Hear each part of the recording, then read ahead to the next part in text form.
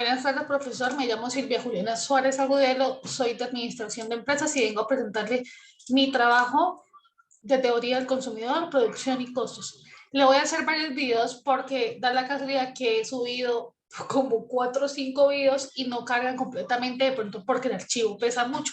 Entonces lo voy a hacer en fragmentos y al final de la diapositiva le voy a enviar los links que utilicé. Esto se va a subir a YouTube. Iniciamos. En la introducción, ¿qué decimos? Que el objetivo de la microeconomía es encontrar el equilibrio en el mercado. Es decir, todos los precios y los ingresos equilibren tanto la oferta como la demanda para poder, a través de medios matemáticos, el consumidor tiene una función de utilidad y así el productor también tiene la función de producción.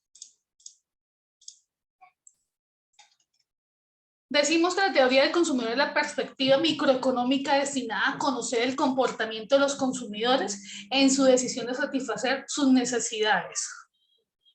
Las preferencias que tenemos como nosotros como consumidores son la oportunidad de que los bienes que podamos adquirir los podamos comparar entre sí, que las preferencias del consumidor son transitivas, de forma tal que si prefiero, digamos, el arroz que la pasta, pues puedo elegir entre esas dos.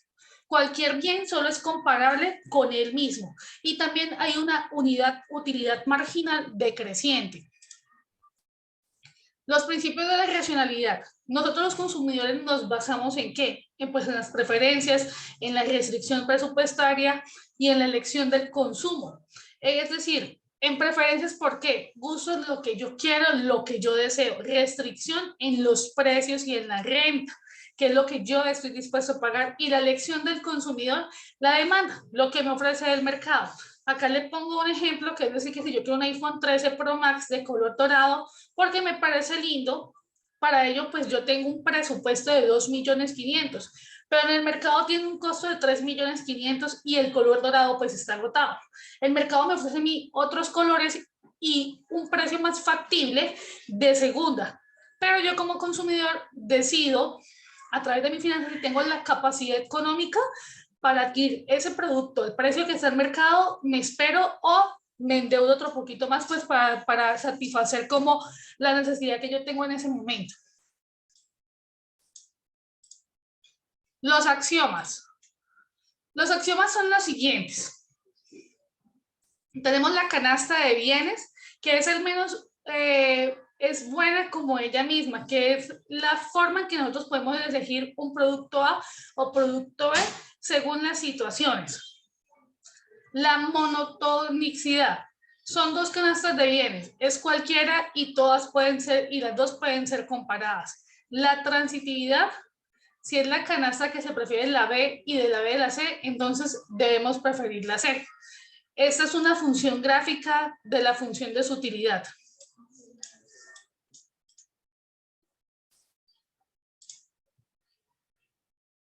En las cestas de mercado está la lista de cantidades específicas de una o varias mercancías. La curva de la indiferencia, en este caso, sería un conjunto de todas las cestas de mercado que reportan el mismo nivel de satisfacción de una persona. Y eso representa el conjunto de combinaciones de los bienes entre sí para que el individuo se muestre, pues no se muestre tan indiferente. Acá decimos que la curva de indiferencia es un gráfico que muestra las diferentes combinaciones entre dos bienes que reportan la misma satisfacción a un cliente y que son preferidos a otras combinaciones. La restricción presupuestaria es lo que yo estoy dispuesta a pagar con lo que me alcanza en ese sentido.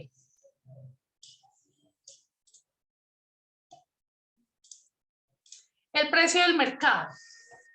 Bueno, el precio del mercado decimos que es el valor monetario que se le asigna a un bien, un producto o un servicio por parte de la empresa que lo ofrece y por tanto puede decirse que es el precio que los consumidores o clientes están dispuestos a pagar en un mercado que es libre, competitivo para obtener este producto o servicio.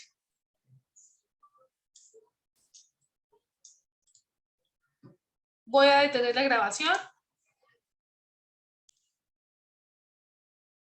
Clasificación de los bienes. Los bienes se clasifican según su carácter, su naturaleza y su uso. Podemos diferenciar entre bienes públicos, privados y de propiedad privada, bienes públicos. Son los más accesibles porque pertenecen a la sociedad en general. Por ejemplo, en un colegio los bienes privados son los menos accesibles porque solo pueden ser utilizados por sus dueños. ¿En qué caso ponemos esto? También tenemos la clasificación, la naturaleza y el uso. Los bienes sustitutos pueden clasificarse a su vez entre perfectos e imperfectos. Los perfectos son sustituidos por otro bien con los mismos resultados para el consumidor, mientras que los imperfectos son bienes que pueden utilizarse con un mismo fin, pero con un mismo resultado. Acá en la gráfica tenemos uno perfecto, que sería la miel y el azúcar, que son dos compuestos pues para endulzar, uno de forma natural y el otro ya procesado. Y acá en los bienes complementarios hace referencia a todos aquellos productos que dependen unos de otros, es decir, que todos se encuentran estrechamente ligados. Por ejemplo, la gasolina, el carro necesita de la gasolina, el café del azúcar, la impresora, el computador necesita la impresora y el computador necesita internet.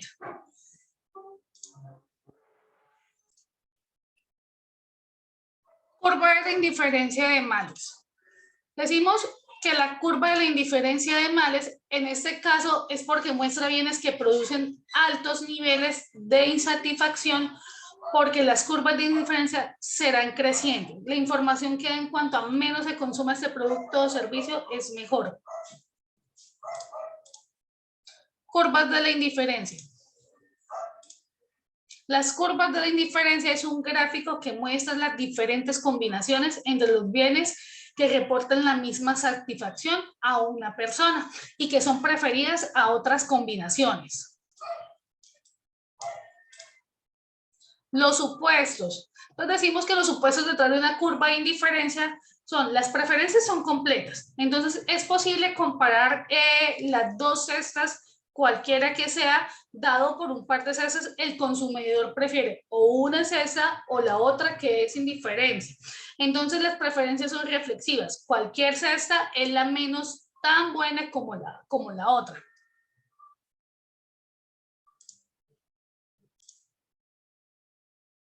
Las propiedades de la curva. ¿Cuáles son las propiedades de la curva? De acuerdo a un principio expuesto anteriormente, las curvas deben ser decrecientes, es decir, tienen pendientes negativas. Una disminución en el consumo de un bien se compensa con un incremento del otro bien para mantener la misma satisfacción. El mapa de la curva de indiferencia. El mapa de la curva de la indiferencia lo que nos representa son los distintos niveles de utilidad que alcanza el individuo cuando uno se consume distintas canastas de bienes. En efecto, cada curva de indiferencia representa una combinación de bienes que entregan en el mismo nivel de utilidad a un consumidor determinado. Las referencias del consumidor y el factor decisivo. Estas referencias se determinan por aquellos bienes o servicios que otorgan una utilidad a ese. En otras palabras, los productos satisfacen las diferentes necesidades que nosotros los consumidores tenemos. Sin embargo, siempre se ha tenido en cuenta las respectivas restricciones presupuestarias. En este caso de ideas, nosotros nos regimos por los gustos, por el factor económico, por nuestro estilo de vida, por la personalidad y las características que tenemos el comprador. Acá influye el hecho demográfico, que sería la cultura, la sociedad, el gusto personal y la psicología. La utilidad y la elección. Todos los individuos realizamos diariamente un sinnúmero de cosas. Digamos, por ejemplo, las decisiones de consumo, si utilizamos un taxi como medio de transporte o nos vamos en bus, si desayunamos café o tomamos jugo, si compramos un computador o simplemente nos conformamos con una calculadora porque nos amoldamos a eso. Al estudiar la consulta de los consumidores, lo que pretendemos pues es entender los principios que orientan a los individuos cuando demandan bienes y servicios. En la utilidad total, en la actualidad también, la utilidad se considera como un instrumento conceptual que los economistas utilizan para entender que los consumidores racionales distribuyen recursos entre los bienes y servicios de forma que logran maximizar la satisfacción. En la utilidad total, marginal y sus funciones. Nosotros decimos en términos económicos que la utilidad total es la utilidad que nos brinda el consumo de todas las unidades del bien, mientras que la marginal, por su parte, es la utilidad que nos brinda cada unidad adicional del bien. Por ejemplo, la unidad de cada ponquecito adicional que nos vamos consumiendo.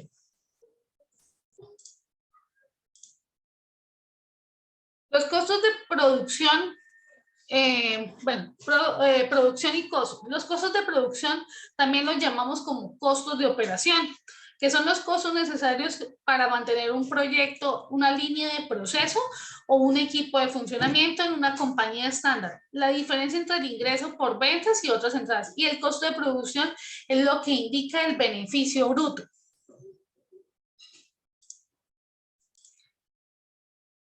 En este orden de ideas, los costos de producción, las etapas y las zonas, pues pueden entenderse por una serie de operaciones y procesos necesarios que realizan de la forma planificada y sucesiva para lograr la elaboración de los productos. Como tal, ¿cuáles son las etapas del proceso productivo? La adquisición de la materia prima, la transformación en el producto y ya la adaptación del producto al consumidor, que es lo que lanzamos nosotros al mercado. Decimos que las líneas de isocoste son líneas rectas que se dibujan en un gráfico en cada eje que corresponde a uno de los factores de producción y en el que cada uno de los puntos representa una posible combinación de factores productivos con el mismo costo total. Y decimos que la línea isocuanta es una línea que representa por una gráfica que muestra las líneas de las combinaciones de los dos factores con los que podemos obtener la misma cantidad del producto habitualmente. Esos dos factores de producción suelen ser el capital y el trabajo. Los costos, tenemos costos fijos totales, costos fijos promedio, costos variables totales, costos variables promedio y costo marginal. ¿Qué es el costo? El costo es el desembolso económico que se realiza para la producción de algún bien o la oferta de algún servicio. El costo incluye toda la compra de los insumos, el pago de la mano de obra, de la materia prima, los gastos que generamos en la producción, los gastos administrativos y entre otras cosas.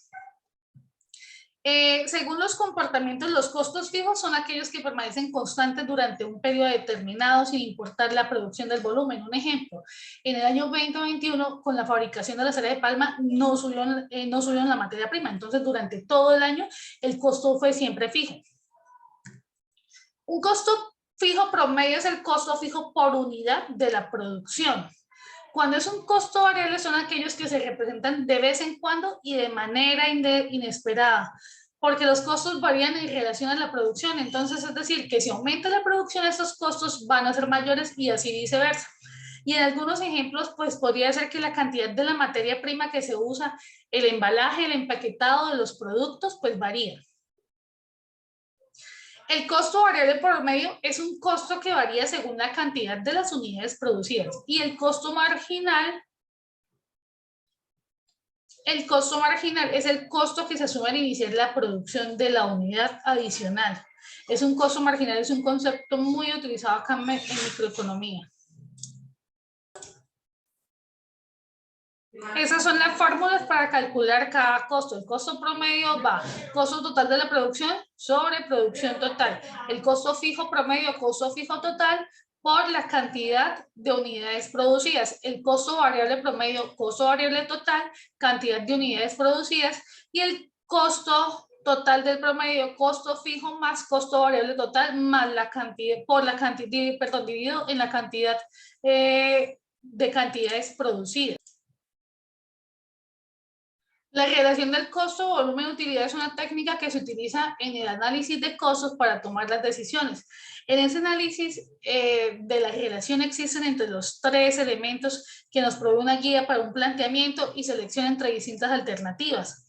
Para calcularla, se halla primero la suma de todos los beneficios descontados, vamos a traerlos al presente y se divide toda la suma de los costos también descontados. Para saber si un proyecto es variable, bajo ese enfoque, pues se debe considerar la comparación.